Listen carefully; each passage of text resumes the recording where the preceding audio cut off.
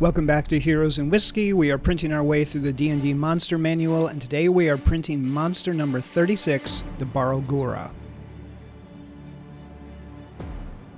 So this is the second of the demons that we've printed from Lord of the Print. We printed their Demogorgon a couple of episodes ago, and this Barlgura is every bit as dynamic and well thought through and well designed as that Demogorgon was. The Barlgura is supposed to be a demon ape and is supposed to have ape-like features. Like with the Demogorgon, they opted for a very different style of face and skull. It actually kind of reminds me of the bear from Annihilation, and so it doesn't necessarily have ape-like characteristics, but it is just a really cool look.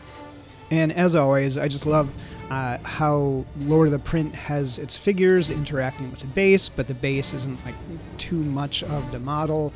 The pose is very dynamic, and the detail, of course, is always incredible with the stuff that they do. And the reality is there aren't that many Barlguras out there to buy if you wanted to. Lord of the Print does have a couple of different variations of this same figure. So here's one where it's beating its chest. Here's one where it's just standing there. And so if you wanted to have a multi-Barlgura attack, you could definitely do that with these figures. But really, other than that, there isn't anything on my mini factory. Loot does have what they're calling an orangutan demon, which looks a little bit more like the Barlgura that's in the monster manual, but I definitely think that these from Lord of the Print are far more dynamic and far more terrifying. In terms of how it printed, it was fantastic. I did end up hollowing it out, so he's got a couple of green stuff scars on his butt. As I said, I appreciate when the base has some kind of character to it, but is not a dominant part of the figure, and that's very much the case with this. It's all one piece, and so it does take a long time to print. Well, the base is a separate piece, but the monster itself is all one piece, and so it does take a little bit to print, but it came out fantastic. There's lots of great details in here, and just all of the striations in the muscles and the fur and this kind of mane on the back of its skull. This is a really, really cool model.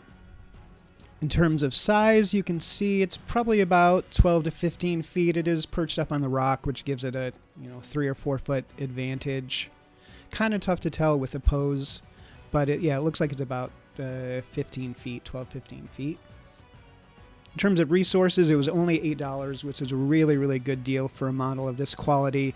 Because it is a bit larger, it took 9.5 hours to print. So the total for all of the monsters that we have printed so far is $373, and we're coming up on 7.5 total days. So if you want a demon ape that maybe doesn't look exactly like a demon ape, then this Barlgura from Lord of the Print is definitely a great option. Really, really fantastic stuff. Again, I wouldn't expect anything less from them. Next up, we're looking at the bug demon, the Casme.